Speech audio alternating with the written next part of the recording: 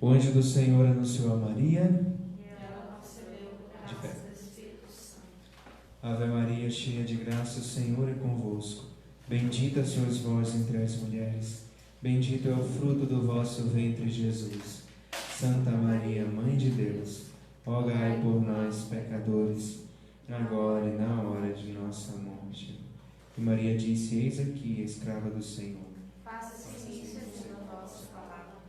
Ave Maria, cheia de graça, o Senhor é convosco. Bendita sois vós entre as mulheres. Bendito é o fruto do vosso ventre, Jesus. Santa Maria, Mãe de Deus, rogai por nós, pecadores, agora e na hora de nossa morte. Amém. E o Verbo divino se fez carne. E habitou entre nós. Ave Maria, cheia de graça, o Senhor é convosco. Bendita sois vós entre as mulheres. Bendito é o fruto do vosso ventre, Jesus. Santa Maria, Mãe de Deus, rogai por nós, pecadores, agora e na hora de nossa morte. Amém. Rogai por nós, Santa Mãe de Deus. Para que sejamos dignos de alcançar as promessas de Cristo. Oremos. Infundi, Senhor, como vos pedimos, a vossa graça em nossas almas, para que nós, que pela anunciação do anjo conhecemos a encarnação de Jesus Cristo, vosso Filho, pela sua paixão e morte na cruz, sejamos conduzidos à glória da ressurreição. Pelo mesmo Cristo, Senhor nosso. Amém. Glória ao Pai, ao Filho e ao Espírito Santo. Como era no princípio, agora e sempre. Amém.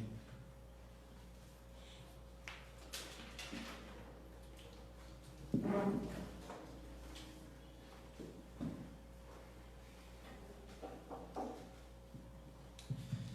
Muito bem, boa noite a todos, boa noite a você que não pôde estar aqui presencialmente hoje e nos acompanha. Hoje nós vamos dar continuidade à nossa formação do Tratado da Verdadeira Devoção à Nossa Senhora, né?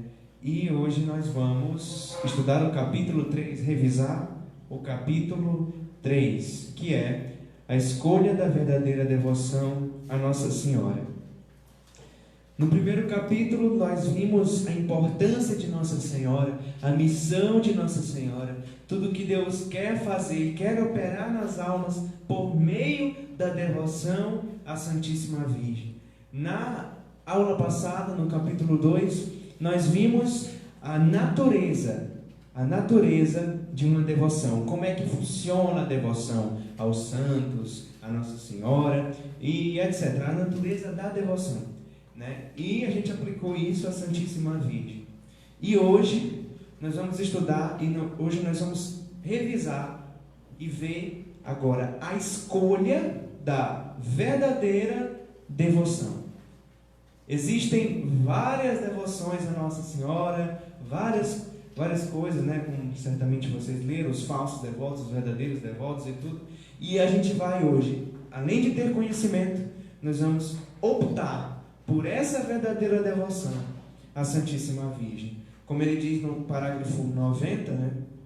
Portanto, é importantíssimo conhecer, em primeiro lugar, as falsas devoções à Santíssima Virgem para evitá-las e a verdadeira para abraçá-la. Veja, quando ele vai falar das falsas devoções, ele fala no plural, as falsas devoções. E quando ele vai falar da verdadeira, ele fala a verdadeira devoção.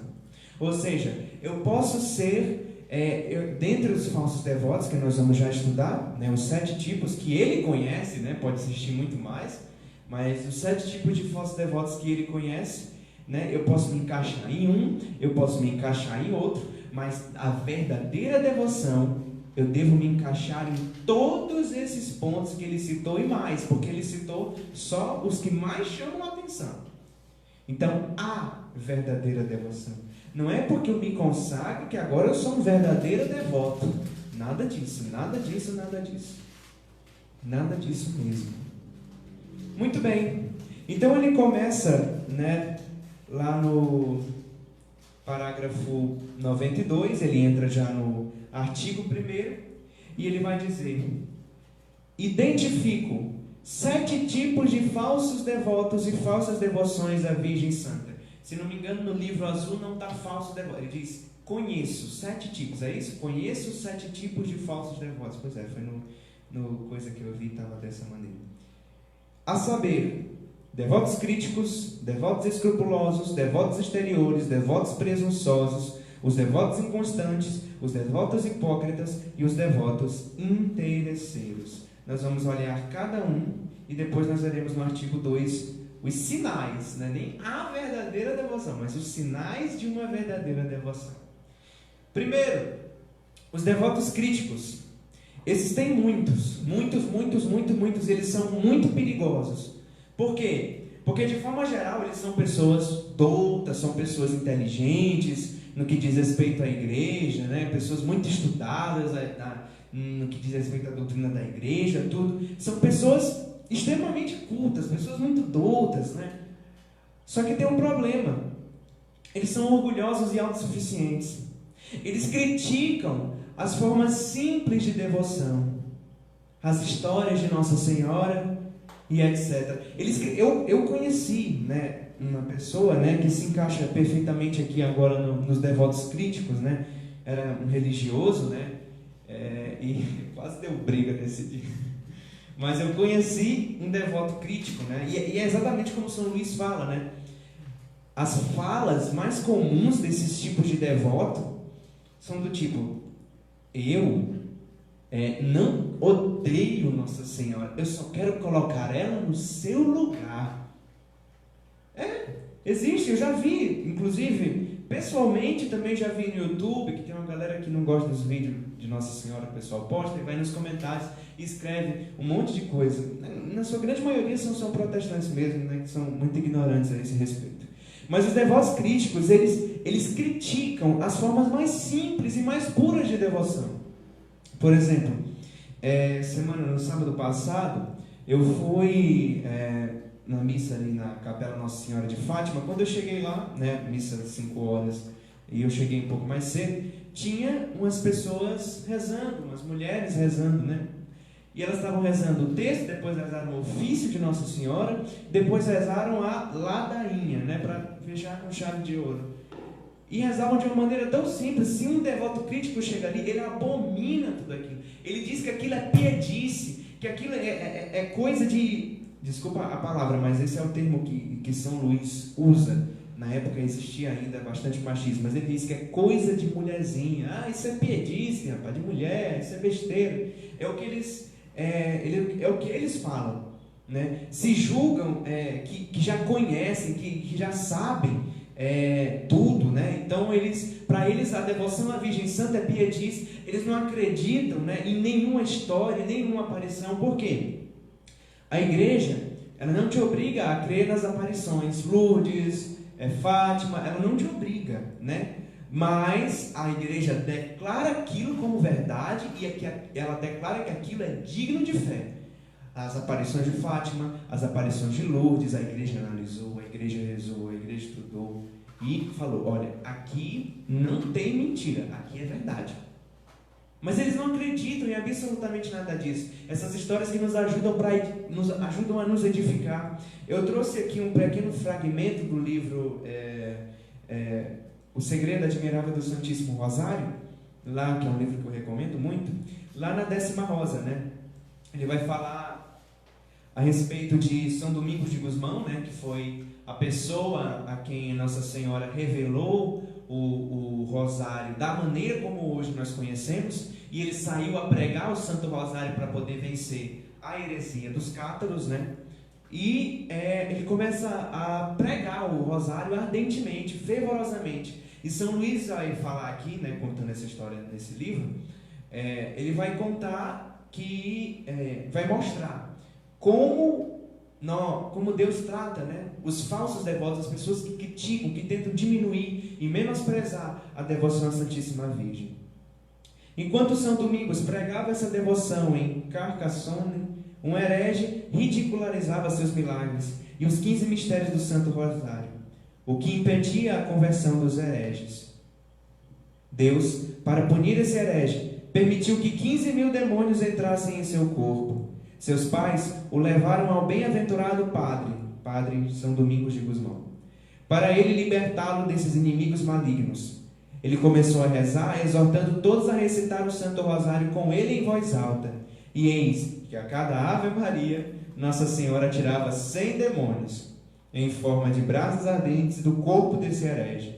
Depois de ter sido liberto, ele abjurou seus erros, converteu-se e aderiu à confraria do Santo Rosário, com vários outros do seu partido que ficaram tocados por esse castigo e pela virtude do Rosário. Ou seja, eu trouxe esse fragmento para vocês verem como na época de São Luís, e ele diz mesmo isso, né? Quando ele fala devotos críticos, São Luís já diz, esses existem muitos. E, é claro, essas histórias são verdadeiras, são com fontes confiáveis. Só que tem que tomar cuidado com uma coisa, né? Nem tudo é verdade. E isso é errado também, sabe? A gente, por amor a Nossa Senhora, a gente é prudente nesse respeito. Olha, eu vou esperar a igreja tomar uma decisão, olha, eu vou esperar mais um pouco, não vou crer nisso agora. Isso é prudência. Mas uma vez que eu menosprezo as aparições que a igreja já deu como certa, né? Aí já é errado. Segundo tipo de devoto, esse existe muito, e eu tenho certeza que em algum pontinho aqui você se identificou, que são os devotos escrupulosos. Hoje existem muitos, mas isso não significa que seriam eles contra a devoção à Nossa Senhora, mas sim que são até mesmo cristãos de boa fé. Quem são boa vontade? Quem são os devotos escrupulosos?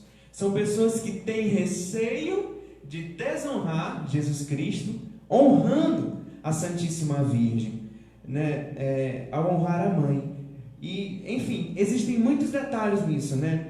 Às vezes a gente se pega, né? Assim, eu vou rezar aqui a Nossa Senhora, mas depois eu vou logo fazer uma oração a Jesus, não sei o que, não sei o que. Isso é escrúpulo. Porque Jesus se sente ofendido, ou eu não estou orando, eu não estou rezando a Jesus quando eu rezo a Maria, né? Eu tenho certeza que em algum ponto você se identificou aqui, sobretudo quando ele falou assim: essas pessoas se escandalizam quando entram na igreja e veem as pessoas ajoelhadas diante de uma imagem de Nossa Senhora, ao invés de ajoelhadas diante do Santíssimo Sacramento. Olha que coisa, né? Eu tenho certeza que você ficou assim, eita, né? Eu acho que eu era assim. Mas gente, porque uma vez que eu rezo a Nossa Senhora, eu mais perfeitamente adoro Jesus no Santíssimo Sacramento. Não pode haver escrúpulos na relação de hiperdulia a Nossa Senhora, ou seja, na veneração a Nossa Senhora. Não pode ter escrúpulo. Não pode, porque eu estou adorando perfeitamente Nosso Senhor Jesus quando eu venero, contemplo a mais bela de todas as suas criaturas. Ele vai falar aqui no parágrafo 94, né, a respeito, né, algumas falas, né, algumas sentenças que esse tipo de pessoa diz, né? Para que tanto terço, tantas confrarias e devoções exteriores à Santa Virgem? Há nisso muita ignorância. Estão fazendo palhaçada da nossa religião. Falem-me daqueles que são devotos de Jesus Cristo. Eles o nomeiam com frequência, sem revelar-se, digo entre parênteses. Peraí, eu acho que eu tinha entendido essa fala dele aqui, mas agora para entender, não vai dar certo. Deve-se recorrer a Jesus Cristo, Ele é nosso único mediador. Deve-se anunciar Jesus Cristo, pois Ele sim tem substância. Ou seja, são pessoas que às vezes são até cristãos de boa vontade, que querem crescer, que têm bons desejos, mas acabam caindo nesse escrúpulo, né? E nós vimos nos 2 últimos capítulos muito a respeito disso, né? Que quanto mais eu honro, quanto mais eu venero, quanto mais eu proclamo as glórias de Maria, mais eu adoro perfeitamente Jesus, porque não existe nada nela que não tenha vindo de Deus. Não tem. Terceiro tipo de devoto. Esse também, na verdade, todos esses aqui hoje, nos tempos de hoje, existe com abundância. São devotos exteriores. O que são os devotos exteriores? São pessoas que fazem da devoção à Nossa Senhora um mero cumprimento de ritos. Ou seja, só coisa exterior. só coisa exterior. Eles me lembram os judeus, né? Só coisa exterior. O que, como assim? É rezar. O importante é rezar. O importante é rezar e terminar o rosário. O importante é rezar aquela ladainha. Sabe? Não existe aquilo que vem de dentro. Não existe o amor que me leva a rezar aquele rosário. Não existe o amor que me leva a rezar aquela ladainha. Por isso que eles fazem de qualquer jeito, porque eles não têm zelo pelas coisas de Nossa Senhora. Fazem de qualquer jeito, rezam o texto de qualquer jeito, desconcentrado, né? Não prestam atenção em nada. Rezam a ladainha, eles não rezam a ladainha, eles jaculam a ladainha, só falam. Tem valor? Tem valor, mas para santificar, que é aquilo que nós queremos, não serve. Santa Teresa de Ávila que vai dizer: não existe uma oração 100% vocal. Existem vários tipos de oração. Ela fala no Caminho de Perfeição que existe a vocal, a oração vocal e a oração mental. O que é a oração vocal? O texto é uma oração vocal. E o que é uma oração mental? O texto também. Porque o importante do texto não é as orações da Ave Maria em si. Porque depois de um tempo a gente já está falando inconscientemente. Já está falando. O importante do texto é a parte mental, a meditação, a contemplação. Nos devotos exteriores, isso não existe. Para eles o que importa é fazer. Então eles assistem à missa sem fervor, sem piedade, de qualquer jeito. Fazem tudo de qualquer jeito, ou seja, não tem amor. É só um cumprimento de ritos, como os judeus antes faziam. Não tinha aquele que vinha de dentro para fora. Era só o exterior. Somente isso. É o problema desses falsos devotos. Pois o importante é fazer. Quarto tipo de falso devoto. Esse, guardem bem, esse é o pior. O pior de todos é esse. São os devotos presunçosos. Eles são os piores. Eles são soberbos. Eles são vaidosos. Eles são pessoas que não querem conversão. Não querem. E o pior de tudo isso é que eles se dizem devotos de Nossa Senhora. Para quê? Para aumentar mais a sua presunção. Mais e mais e mais. Por isso que São Luís é o tipo de falso devoto que São Luís mais fala são os presunçosos.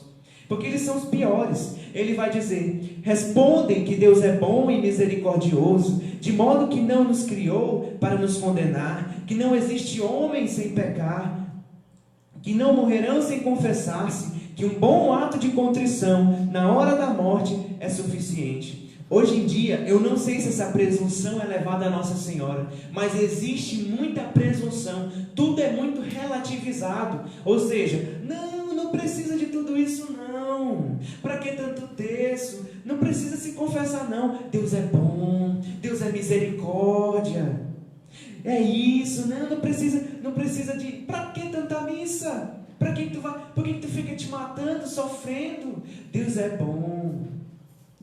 Relaxa. Muito relativismo. Não existe aquela questão do quem quiser me seguir, renuncie a si mesmo, tome sua cruz e siga-me. Não existe o presunçoso. O presunçoso é uma pessoa que acha que, por exemplo, eles pegam as devoções santas que Nossa Senhora nos dá, como por exemplo o Santo Escapulário. Nossa Senhora tem uma promessa que diz assim: quem morrer com o escapulário no primeiro sábado após a sua morte sai do purgatório. Tem essa promessa? Tem, mas se você morrer em pecado mortal, você vai para o inferno de escapulário e tudo. De escapulário e tudo. Viu? Então os presunçosos falam: não, eu estou de escapulário, está suave, eu estou de escapulário. Ah não, a medalha é milagrosa. Eles começam a pegar a medalhinha milagrosa de Nossa Senhora, né? Que Nossa Senhora revelou a Santa Catarina de Laboré, que a gente vai até chegar no dia de Nossa Senhora das Graças, né? Que é a Nossa Senhora da Medalha Milagrosa, que é um amuleto de proteção do inimigo. Eles pegam e começam a usar como superstição.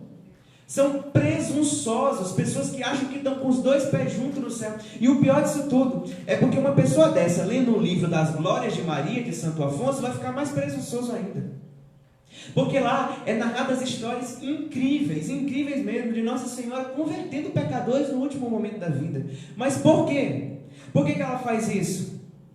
Porque ela pega os méritos de Nosso Senhor Jesus Cristo e assim o faz. Mas isso não significa que a gente tem que viver essa vida totalmente desregrada, sob o pretexto de ser devoto de Nossa Senhora. Por quê? Porque se Nossa Senhora autorizasse isso, ela estaria autorizando que eu flagelasse, que eu crucificasse de novo o filho dela. Isso é heresia, isso é inadmissível. Esses devotos presunçosos são os piores. E o pior é que se uma pessoa dessa, por exemplo, cheia de presunção, não entende o que diz esse tratado da verdadeira devoção, se consagra e fica mais presunçoso ainda, achando que está com os dois pés juntos no céu. É por isso que o Senhor vai dizer lá em Mateus capítulo 7, no versículo 21 até o 23. Nem todo aquele que diz Senhor, Senhor entrará no reino dos céus, mas aquele que faz a vontade do meu Pai que está no céu. E ele ainda diz mais, olha, no último dia vão vir algumas pessoas dizendo, Senhor, não foi em teu nome que nós pregamos, Senhor, não foi em teu nome que profetizamos, Senhor, não foi em teu nome que nós usamos aquele escapulário, não foi em teu nome que nós rezamos aqueles terços. E meu Pai os dirá, afastai-vos de mim, vós que praticais o mal, em verdade vos digo, eu não vos conheço. Eu não vos conheço. Então tomem cuidado, tomem cuidado. Aquele que quiser salvar a sua vida vai perdê-la, mas aquele que perdê-la por causa de mim vai encontrá-la. Tomem cuidado com essa presunção diabólica. Isso não existe. Nossa Senhora nas aparições pede penitência, jejum e oração. Sempre. Fátima, Lourdes, Medjugorje, Akita, La Salete, todas essas aparições, ela pede jejum, penitência e oração. Não, relaxa, fica tranquilo, todo mundo vai para o céu. Próximos, né? Eu acho que a mensagem foi dada. Próximos, devotos inconstantes. Inconstantes.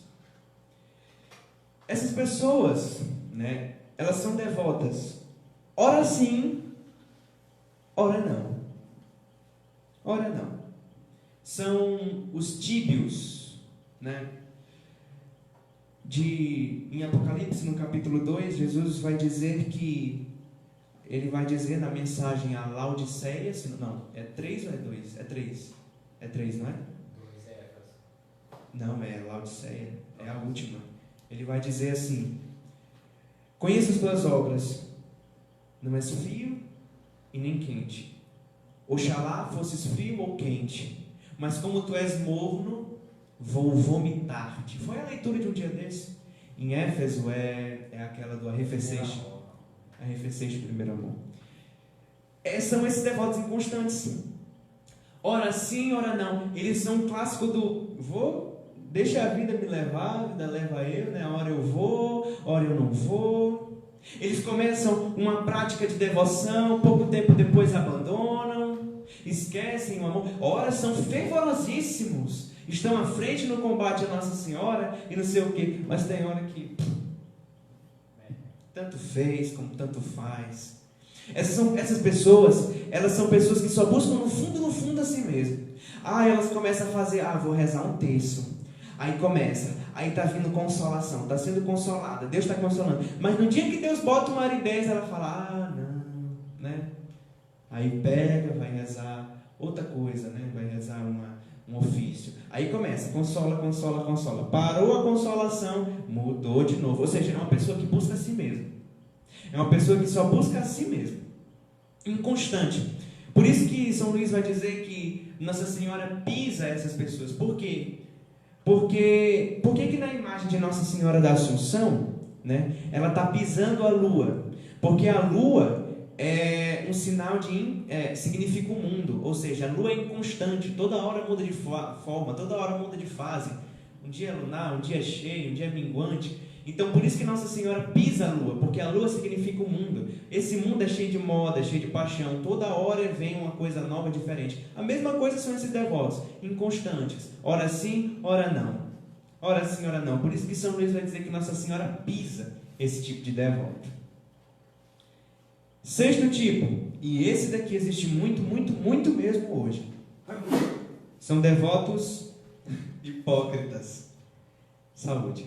São devotos hipócritas. Quem são esses devotos hipócritas? Eles escondem os seus pecados, os seus maus costumes sobre o manto de Nossa Senhora para parecer ser aquilo que não são. Falsas virtudes. Exemplo. Sou consagrado a Nossa Senhora. Uso uma correntinha medonha, gigante, né? Tal. Uso uma correntona linda, né? Chama a atenção de todo mundo. Mas eu não vivo o tratado. Eu não vivo nada que está escrito aqui. Nada, nada mesmo. Nem procuro, nem viso isso daqui. É só para dizer que eu sou consagrado. Aí eu vou rezar, né? Monto um altar lindo para Nossa Senhora. Legal, muito piedoso, muito bonito, recomendo. Onde é que está o erro? Aí eu pego, tiro uma foto e digo que vou rezar. Hashtag partiu rezar. Aí posta no Instagram. Aí quer o aplauso. Rezar direito não reza. Viver não quer. Mas os aplausos da multidão, aí sim.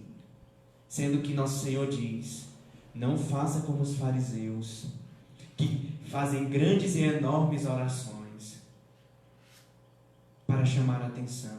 Quando quiseres falar ao teu pai, entra no teu quarto, fecha a tua porta e ora. E o teu pai, que vê aquilo que está oculto, te dará a recompensa. Que tua mão direita não saiba o que faz a esquerda. Nossa Senhora guardava tudo no seu coração. Não se gabava. Teve as maiores virtudes, as maiores méritos que todo mundo nessa terra. E maior mesmo do que os anjos. Das mais altas classes. Mas guardava tudo no seu coração. Viveu escondida, viveu no silêncio. Tão escondida, tão silenciosa que ainda hoje tem uns ignorantes aí que acham que foi mulher qualquer. Porque não conseguem ver nela nada demais. Que a tua mão direita não saiba o que faz a esquerda. Que você não seja um consagrado de modinha, um consagrado de internet, não. Nada disso. Nada disso. Silêncio, recolhimento, escondimento. Viver a virtude de Nossa Senhora. Não seja hipócrita. Não finja ser aquilo que você não é. E ainda que você fosse isso tudo, seja humilde e se esconda para gozar unicamente do teu Deus. Quando o menino Jesus nasceu, toda aquela festa ali entre aquele pessoal, os anjos no céu gritando glória, o pessoal, os 3 reis magos vindo reverenciando, entregando ouro, entregando incenso, entregando mirra, os pastorinhos também admirados com tudo aquilo. Onde é que estava Nossa Senhora? Em silêncio, com o menino Jesus no colo, guardando todas as coisas no silêncio do seu coração, se alegrando unicamente no seu Deus. Não queria glória, não queria nada disso. Inclusive ela devia estar toda doída, mas o menino Jesus estava confortável nos braços dela.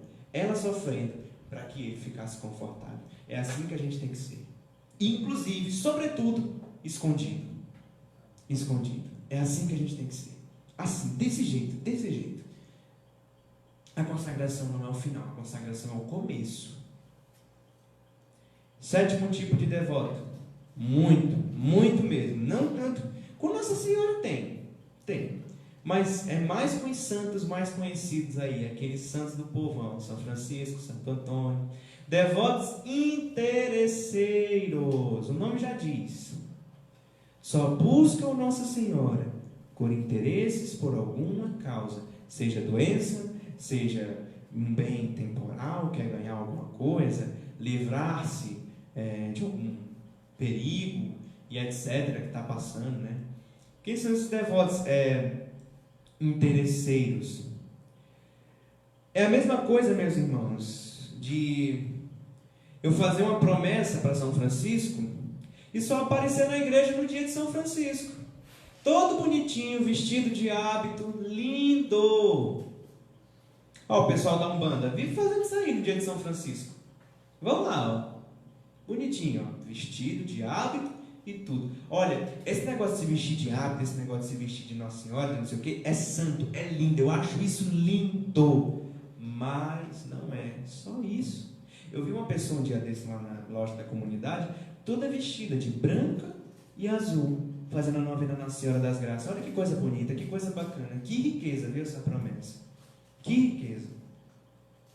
Mas o problema, meu irmão, é que esse tipo de gente interesseiro só aparece na igreja no dia de São Francisco, no dia de Santo Antônio, no dia de São Raimundo. Esse pessoal aí só vão buscar. E o pior é que é para bem temporal.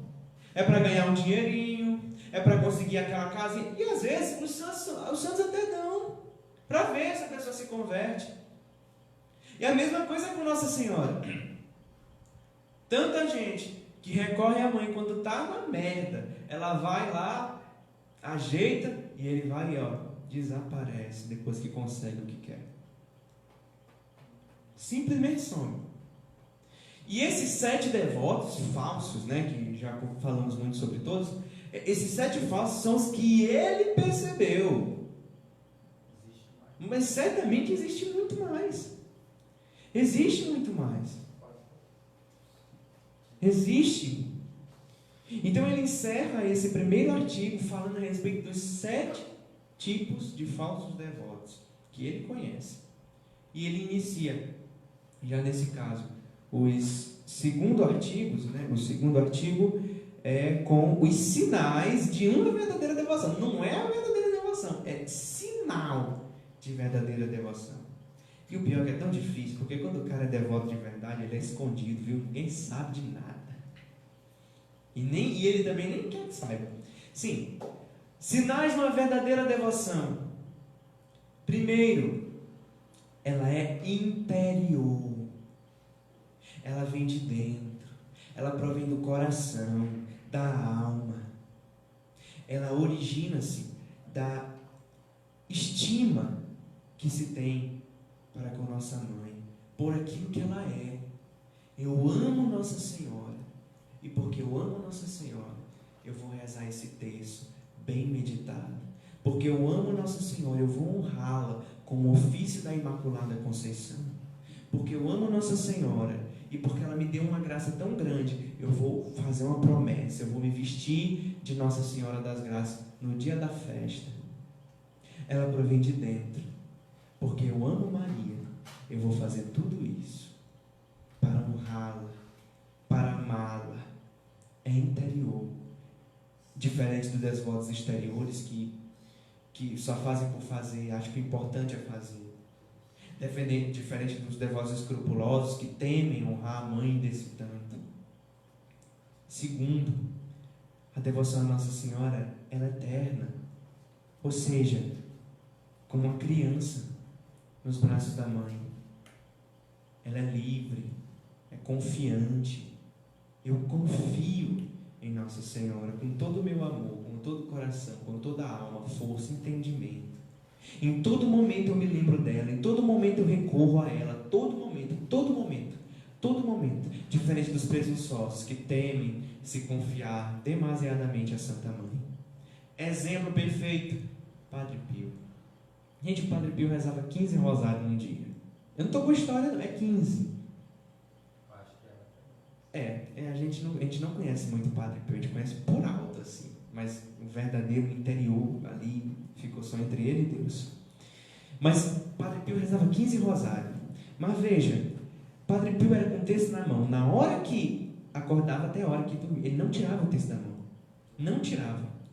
Uma vez ele perdeu o terço dele, e aí os irmãos, ele ficou desesperado, e ele estava para dar um tique nervoso ali, e os irmãos, padre, o que foi? Aí começaram a chamar ajuda, e o padre falou, la arma, não levou la arma. E aí, depois de muita luta, descobriram que era o rosário dele que tinha desaparecido. Padre Pio não tirava o texto da mão, não tirava de jeito nenhum. Mesmo que ele não estivesse rezando, que era muito difícil, ele estava com o texto na mão. Era atendendo gente no confessionário e rezando, bem aqui, caladinho, 18 horas dentro do confessionário, mas rezando. O tempo todinho, o tempo todo. Padre Pio chorava, porque ele não amava a Nossa Senhora o tanto que ela merecia. Chorava, eu não estou com história não. O próprio Padre Pio disse: eu vou dar mais do que falar depois de morto. Então é eterna essa devoção. Ela vem de dentro para ela como uma criança, ela se abandona. Ele se abandona, se lança, confia. É a música da Kelly Patrícia. Ó minha alma, retorna a tua paz, como criança, bem tranquila, no regaço acolhedor de sua mãe. É isso aí. É uma devoção terna, confiante, como criança, nos braços da Santa Mãe.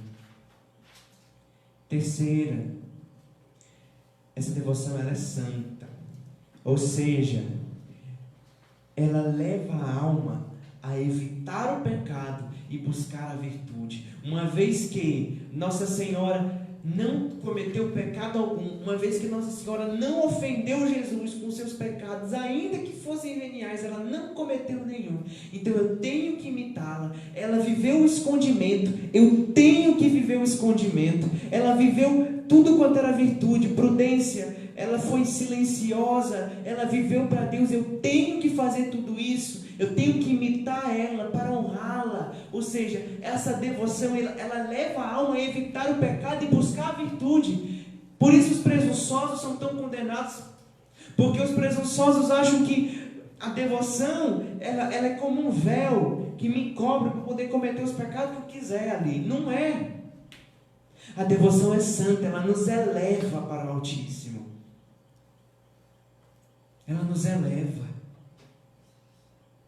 Muito santa, muito santa. Por último, mas não, faltaram duas ainda. Ela é constante.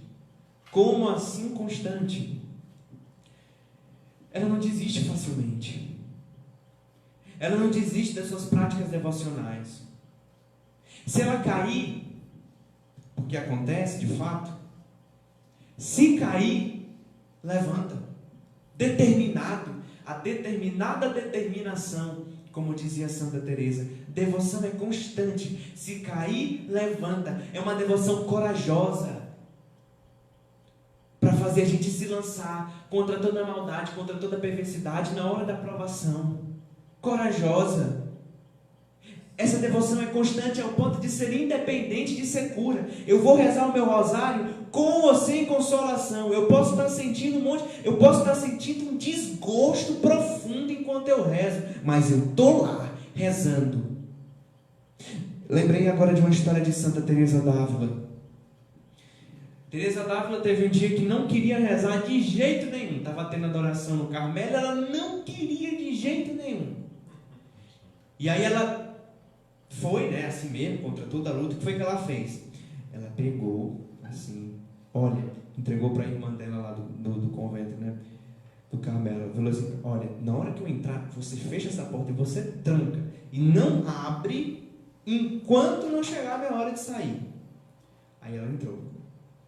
Foi rezar diante do Santíssimo Sacramento, sem vontade nenhuma, secura total. E além do mais, acho que era muito mais do que não ter vontade. Ela sentiu um desgosto ao fazer aquilo naquele dia. Isso, aversão.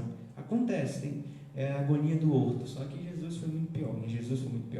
Então o que foi que ela disse para Jesus? Essa história é engraçada. Olha, Senhor, eu não estou com vontade nenhuma de ficar aqui. Então, para ficar na tua presença, eu vou contar os tijolos que tem nessa capela. Olha que santidade.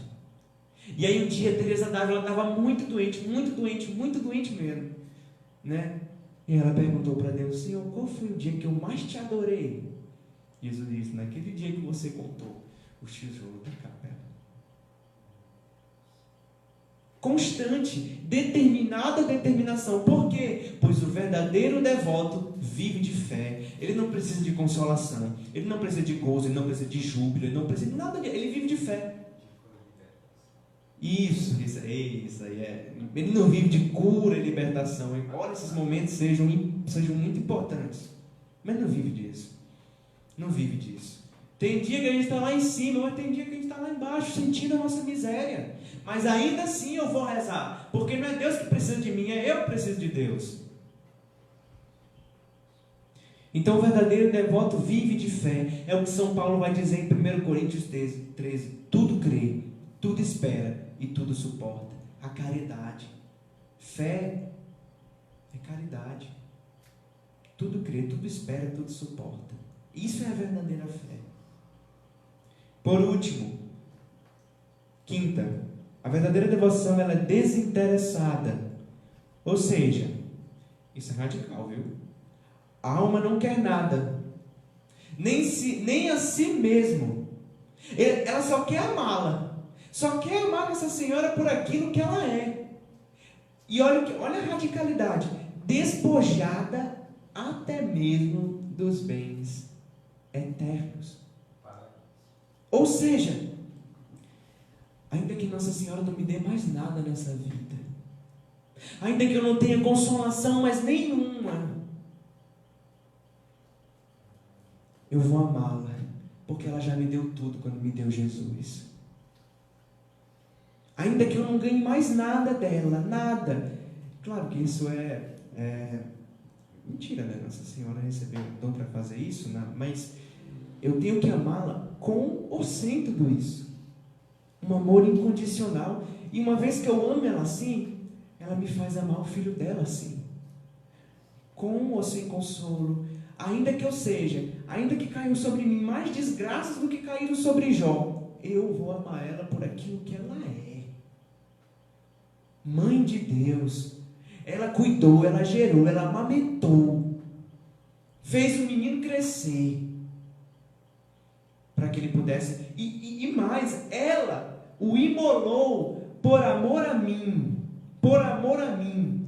Assim como Abraão sacrificaria Isaque por pedido de Deus, Nossa Senhora sacrificou o filho dela por pedido de Deus. Tanto que no Cântico dos Cânticos, no capítulo 1, vai dizer: puseram-me a guardar as vinhas, mas a minha vinha eu não pude guardar. Nossa Senhora. O que é a vinha do Senhor?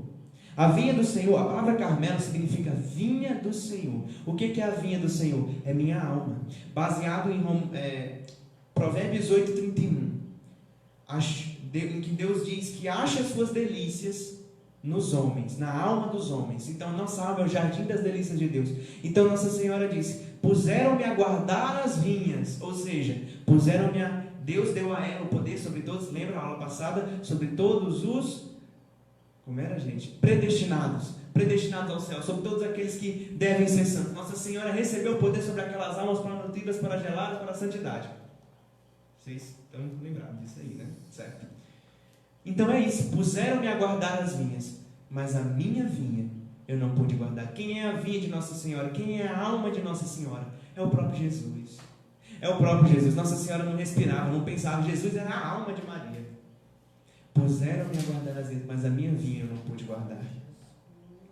Então, meus amados irmãos, a gente tem que amar Nossa Senhora por aquilo que ela é. É o que São João da Cruz vai falar nos seus poemas. É o que ele vai falar nos seus poemas desse total despojamento. No cântico da subida do Monte Carmelo, ele vai dizer: para vir de todo ao todo, as de deixar-te de todo em tudo. Vou decifrar.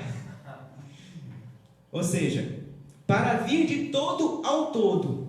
O que é para vir de todo? Para vir de todo é para ir a Deus de maneira determinada, para ir de todo, ou seja, convicto, para ir vir de todo ao todo, ou seja, para vir com toda determinação a Deus, as de deixar-te de todo em tudo, as de despojar-te, de desapegar de ti, de todo, ou seja, com toda determinação em tudo.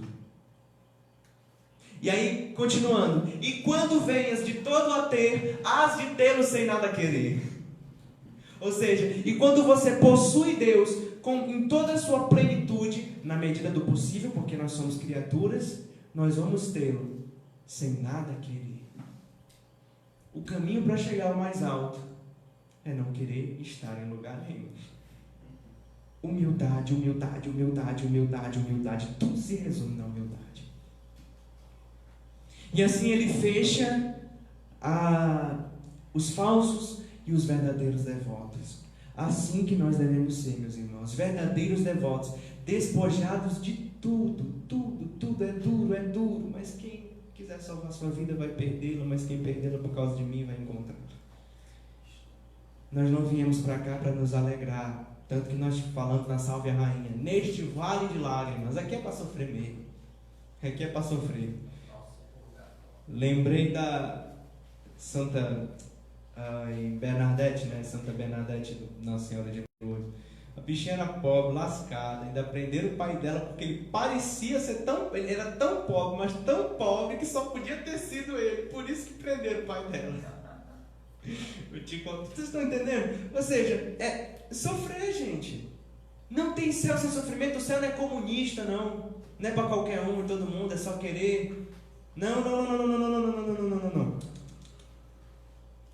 O céu é uma propriedade privada. Só entra lá quem obedecer às regras. Como o apóstolo São Paulo vai dizer, né? Eu me esqueci, era na passagem de Coríntios. Quem corre para poder se tornar um corredor tem que obedecer às regras, tem que fazer tudo direitinho, perder peso, não sei o quê. E eles correm tanto por uma coroa perecível. E nós, que corremos pela coroa eterna, é uma passagem lá em... Isso, coroa imperecível. 1 Coríntios 11, 10, não me recordo. Gabriel, enciclopédia religiosa, me socorre. Eu gostaria de dar uma pausa nesse assunto para a gente falar do parágrafo 114, um pouco falei para vocês a respeito disso, né? No nosso primeiro encontro, né, do parágrafo 114. Depois que ele termina de falar das verdadeiras e falsas devoções, ele começa a se alegrar, ele começa a partilhar com os leitores da sua alegria. Por que a sua alegria? Porque ele está muito alegre em poder ser um instrumento de Deus, para escrever esse tratado, né? Ele começa a dizer tudo isso. Então ele chega no parágrafo 114 e ele vai dizer: posso prever inúmeras quantidades de animais ferozes que correm furiosos para estraçalhar com seus dentes diabólicos este pequeno texto e aquele a quem o Espírito Santo usou para redigi-lo, ou pelo menos para encerrá-lo nas trevas e no silêncio de um baú, para dali ele não vir a público. Vixe, verdade, olha a providência. O tratado do Gabriel sumiu mesmo, nunca encontrou, desde o começo. Então assim, isso de fato, essa profecia, quando São Luís escrevia o Tratado da Verdadeira Devoção, ele teve uma visão espiritual em que o véu entre mundo material e mundo espiritual foi rasgado. E ele conseguiu ver o demônio furioso para vir para cima desse livro. E como ele disse, ou para rasgá-lo, o que Deus não permitiu, ou para escondê-lo no silêncio de um baú, o que foi que Deus permitiu. Após a morte de São Luís, ninguém encontrou o tratado. Encontraram as obras dele, Segredo do Rosário, O Segredo de Maria, Carta aos Amigos da Cruz. Encontraram, mas não encontraram o tratado. Só foram encontrar o tratado 130 anos depois. Aonde? Dentro de um baú. Com as primeiras páginas do tratado rasgadas. Por um acaso, inclusive. E aí eles divulgaram com esse nome Tratado da Verdadeira Devoção, mas o nome não é Tratado da Verdadeira Devoção. O nome verdadeiro que São Luís deu era Preparação para o Reino de Jesus Cristo. O tratado deram esse nome porque não sabiam, e quando descobriram já estava muito divulgado o nome Tratado da Verdadeira Devoção, mas o nome era Preparação para o Reino de Jesus Cristo. Esse livro, meus irmãos, é profético. Profético. São Luís preveio a profecia se cumprir. Para vocês verem o tesouro que vocês têm, irmãos. Ou tinham, né, Gabriel? Ou tinham, irmãos. Ou tem, irmãos. Então, ele pula para o artigo 3º. Nós vamos conversar um pouco sobre práticas interiores e práticas exteriores da verdadeira devoção. A gente vai dar uma aprofundada melhor nesse assunto lá no final mesmo, lá do capítulo 8, onde ele já estiver falando sobre sobre a verdadeira devoção, a que ele quer propor. Até agora, ele só falou dos tipos de devotos de Nossa Senhora e como consiste a devoção. Mas ele vai entrar, a partir do capítulo 4, na devoção que ele quer nos ensinar, que é a mais perfeita, a mais santa, que mais agrada a Deus. Ele vai explicar direitinho. Daqui para lá ainda tem chão. E no artigo 13 ele vai falar dessas práticas interiores e exteriores de devoção. O que é uma prática interior? É exatamente aquele tipo de... aquele tópico da verdadeira devoção que nós vimos, ou seja, é interior. São práticas que provêm do amor que eu tenho para a Santíssima Virgem. Elas não tratam de orações mesmo, como ladainhas, rosários, ofícios. As devoções, as práticas interiores, consiste mais em uma ação que ação mesmo do dia a dia, cotidiana, que não seja oração. Por exemplo, honrá-la como digna mãe de Deus, mediante ao culto de perdulia, ou seja, estimá-la acima de todos os outros santos, como obra-prima da graça e a primeira após Jesus Cristo, verdadeiramente Deus e verdadeiramente homem. Ou seja, honrar a Virgem Maria em tudo aquilo que eu fizer, fazer tudo aquilo por amor a ela, cuidar dos meus filhos, estudar, mesmo sendo abusado, por amor a ela, sabe? Por caridade aos professores que estão se esforçando para passar aquele assunto para a gente. É falta de caridade com o próximo, vocês sabiam? Né? Fingir que não estão vendo as coisas aí, né? Falta de caridade. Gente, eu não faço porque eu não tenho tempo. Mas eu estou correndo. Segundo, meditar suas virtudes, privilégios e ações no rosário. O rosário é uma oração por excelência de contemplação. Por excelência de contemplação. Eu medito as virtudes de Nossa Senhora. Eu medito as virtudes de Jesus Cristo. Eu imito a partir daquela meditação. O lema de São Domingos de Gusmão, né, que é assim: transmitir o que eu contemplo, seja com palavras, seja com atos, seja com omissões. O que eles contemplam? O Santo Rosário. Eu não sei se essa prática ainda é seguida por eles hoje, mas creio que sim, né, é possível. E eles têm esse lema, né, transmitir aquilo que eu contemplo, né? É muito bonito, dá para a gente trazer para nós. Terceiro, contemplar suas maravilhas, ou seja, as glórias de Maria, viver com intensidade os dias festivos de Nossa Senhora. Por exemplo, Nossa Senhora da Assunção, a apresentação de Nossa Senhora no templo, que nós vamos viver já, né? Não sei quando é que é, mas está muito perto mesmo a apresentação de Nossa Senhora, é nesse mês ainda. Viver com toda a intensidade, dia 25 de março, dia da encarnação do Verbo, que foi o dia que Deus começou a botar não foi o dia que Ele começou a botar em prática. O dia que Ele começou a botar em prática foi na Natividade de Nossa Senhora. Mas foi o dia mesmo que, oficial, assim, que começou tudo, que foi o dia da encarnação do Verbo, Nossa Senhora da Anunciação. Viver essas glórias de Nossa Senhora. Manifestar-lhe, 4, atitudes de amor, de louvor, de reconhecimento, desinteressadamente, né? Desinteressadamente, sem querer méritos ou honras por isso. Você vai vir para Nossa Senhora, vai, mas não é por isso que eu vou honrar ela, é porque ela merece, é de dentro para fora. Quinta, invocá-la com cordialidade, que no caso seria a devoção santa, terna, confiança em tudo. A ela oferecer-se e unir-se, que seria a consagração. Enfim, ele vai falando coisas internas, né? Devoções interiores. Não dizem respeito a exatamente orações, mas, enfim, tudo é oração no final das contas. E as devoções exteriores. As práticas interiores, todo devoto tem que fazer. Todo. Porque é algo que não necessita que você tenha todo o tempo do mundo. Você pode usar de seu tempo para fazer tudo isso. Por exemplo, eu estou trabalhando, tá? exaustivo, meu trabalho está cansado, está abusado. Mas então eu pego e elevo meu coração para Nossa Senhora. Eu lembro dela, eu medito ali enquanto eu estou trabalhando. Já as práticas exteriores é diferente. As práticas exteriores você tem que olhar para si e ver o que você pode, o que você não pode, o que você tem tempo. Lembra? A gente não pode ser os devotos inconstantes. É melhor você abraçar uma devoção pequena, mas fazê-la com todo amor, do que rezar 1000 Ave Marias e rezar tudo errado, né? Ou seja, sem devoção, sem amor, sabe? É muito melhor. Por exemplo, ele vai citar aqui, gente, aqui tem coisa demais. Participar de confraria, o que seria essas confrarias do Santo Rosário? Seria o texto das mulheres, o texto dos homens, hoje aqui que a gente vê.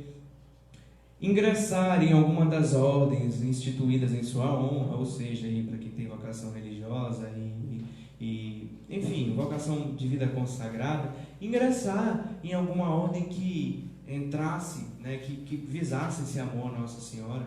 Por exemplo, por excelência tem uma que é a dos carmelitas, né?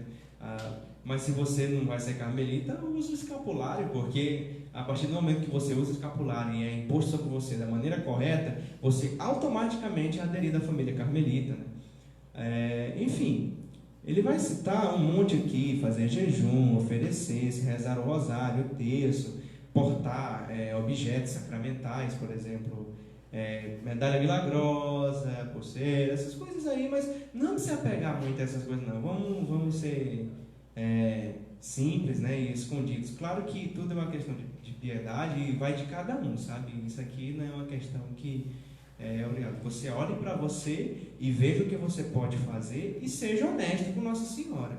Por exemplo, eu só posso rezar um texto todo dia, né? Só um exemplo. E de repente eu tiver uma folga do trabalho hoje. Hoje o dia está mais tranquilo, acho que eu vou rezar o rosário completo hoje. Ou então eu vou adicionar alguma coisa a mais. Ou seja, sejam honestas. Isso daqui é algo pessoal, né? Santo Agostinho vai dizer, no dispensável, né, unidade, mas em tudo a caridade, né? Por exemplo, naquilo que é obrigatório, eu devo ser obediente, eu devo ter responsabilidade. Naquilo que que eu posso dispensar, né, unidade. E em tudo a caridade, né? Em tudo não respeitar cada um. Nossa, você não reza o rosário todos os dias? Nossa, você não reza? Eu acho que você devia rezar isso e aquilo assim. Não, né? Claro que olhe para você e seja honesto, né? Existe um santo São Maria de Ligório que fala sobre a devoção ao Santo Rosário, que quanto mais a gente deixa de rezar, mais distante da vida eterna fica em relação a vai se perdendo. Tem também isso, tem também esse livro, né? Eu recomendo muito, O Segredo Admirável do Santíssimo Rosário para se converter e se salvar. Ele diz aqui inúmeras e incontáveis vezes que no rosário não é necessário júbilos, consolações, sentimentos grandes coisas, grande choro e tudo. Não, ele diz que o que é necessário aqui é a simples, reta, amorosa intenção de recitá-lo. Em que consiste essa simples e reta, amorosa intenção de recitá-lo?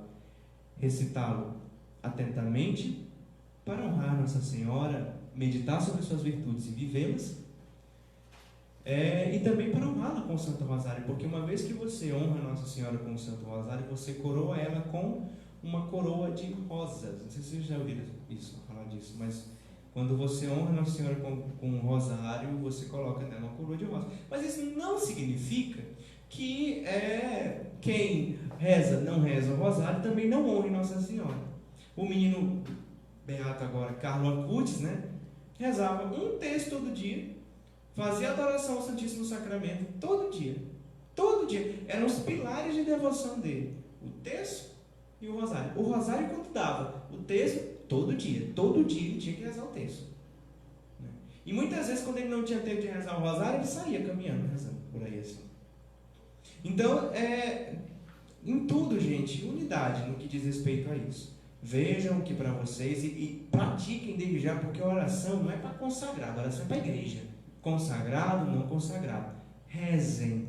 E sobretudo nós que agora conhecemos a importância da Santíssima Virgem, agora que nós sabemos e temos consciência de que não é uma devoção qualquer.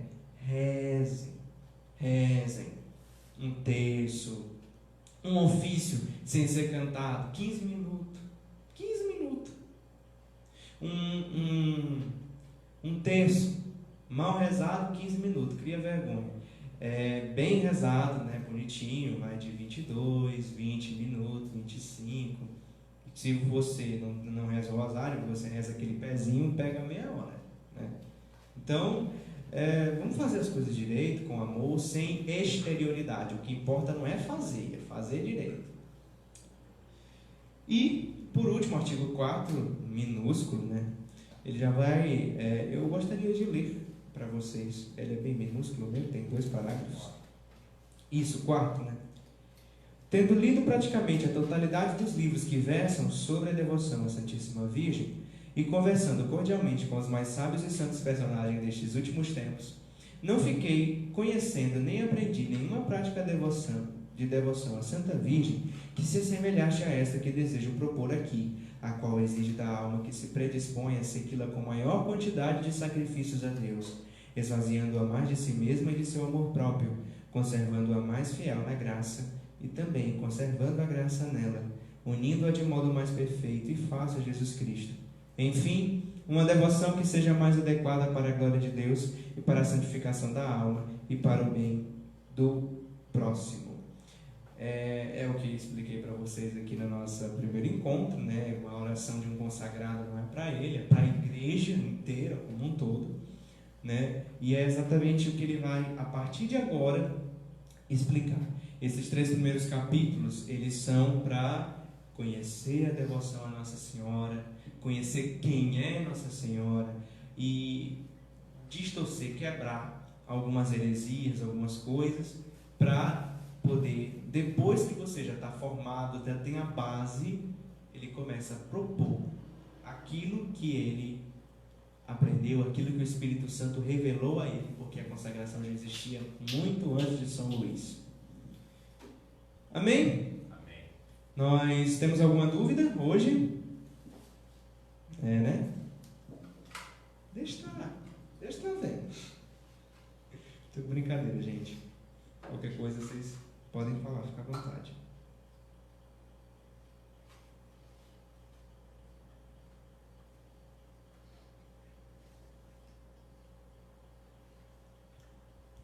Alguma dúvida em algum dos tópicos da verdadeira devoção? Nem em relação às práticas interiores e exteriores? Ficaram com dúvida no poema de São João da Cruz?